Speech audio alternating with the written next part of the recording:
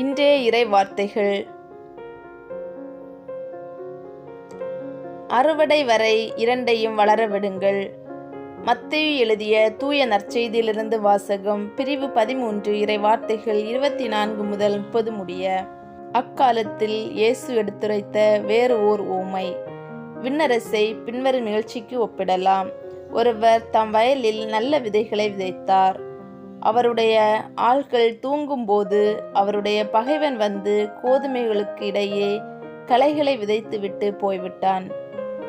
பயிர் வளர்ந்து கதிர்விட்ட போது களைகளும் காணப்பட்டன.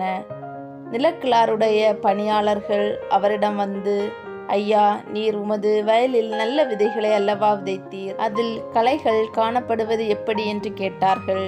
அதற்கு அவர், அது பகைவனுடைய வேலை என்றார். உடனே பணியாளர்கள் அவரிடம், நாங்கள் போய் அவற்றை பறித்து கொண்டு வரலாமா, உம் விருப்பம் என்ன என்று கேட்டார்கள். அவர், வேண்டாம், களைகளை பறிக்கும்போது அவற்றோடு சேர்த்து கோதுமையையும் நீங்கள் பிடுங்கிவிடக்கூடும். அறுவடை வரை இரண்டையும் வளர விடுங்கள். அறுவடை நேரத்தில் அறுவடை செய்வோரிடம், முதலில் களைகளை பறித்து கொண்டு வந்து எரிப்பதற்கென கட்டுகளாக கட்டுங்கள், கோதுமையையோ என் களஞ்சியத்தில் சேர்த்து வையுங்கள் என்று கூறுவேன் என்றார்.